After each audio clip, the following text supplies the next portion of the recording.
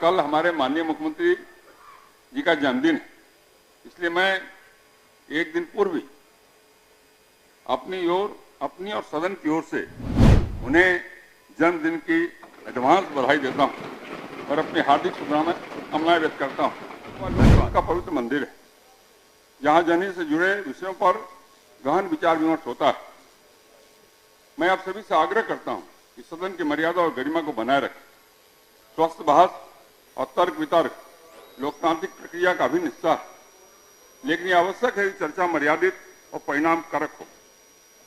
मैं सभी सदस्यों से अपील करता हूं कि वे अपने बहुमूल्य सुझाव और विचार सदन में रखें, ताकि जनहित में ठोस निर्णय लिए जा सकें। साथ ही मैं सभी माननीय सदस्यों से अनुरोध करता हूं वे सदन में अनुशासन और शिष्टाचार बनाए रखें। किसी भी मुद्दे पर असहमति को तर्क संगत और मर्यादित भाषा में प्रस्तुत किया जाए, जिससे सदन की गरिमा बनी रहे। माननीय सदस्यगण, पिछले दिनों बिहार में विधायी निकायों का सबसे बड़ा सम्मेलन यहां सफलतापूर्वक संपन्न हुआ। आप सबकी सहभागिता से, आपकी सबकी सहभागिता ने इसे ऊंचाई प्रदान की। संवैधानिक मूल्यों और उन्हें आम जन तक पहुंचाने में विधानसभा की भूमिका पर विमर्श हुआ। विधायी संस्थाओं में आधुनिक तकनीक के इस्तेमाल पर सर्वसम्मति बनी। राज्यों के प्रतिनिधियों ने अपने अपने राज्यों की संसदीय प्रक्रियाओं को साझा किया। परिणाम काफी पॉजिटिव रहा। मैं माननीय मुख्यमंत्री और राज्य सरकार को हृदय से धन्यवाद देता हूं कि उनके सहयोग से यह आयोजन बिना किसी बाधा के पूर्ण हुआ। बिहार की छवि पूरे देश में निखरी है। मुझे देश के विभिन्न राज्यों से पत्र आ रहे हैं, सभी बिहार की भूरी भूरी प्रशंसा कर रहे हैं।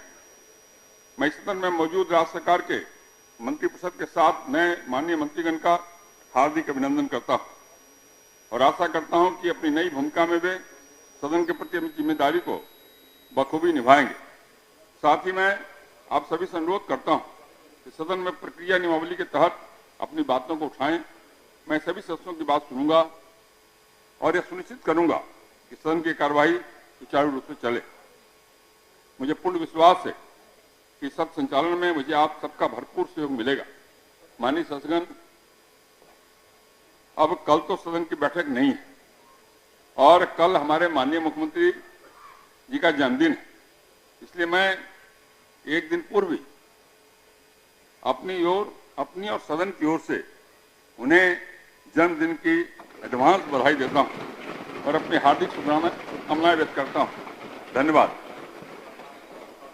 माननीय सदस्यगण, आपसे कुछ देर बाद यानी 11:30 बजे विस्तारित भवन के सेंट्रल हॉल में दोनों सदनों के एक साथ समवेत बैठक। आयुष्मान भारत के तहत निशुल्क surgery Netaji Subhash medical college एवं हॉस्पिटल में जनरल सर्जरी, नेत्र surgery, ENT surgery, ortho surgery, प्रसूति एवं स्त्री रोग सर्जरी की सुविधा आयुष्मान भारत के तहत उपलब्ध है। साथ ही बीमा कंपनी के द्वारा इलाज की सुविधा। NSMCH, Amhara, Bihta, Patna. Panorama Group, जो सोचता है वो करता है।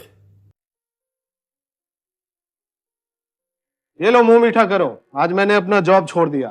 अब हम पूर्णिया वापस जाएंगे। जॉब छोड़ दिया है?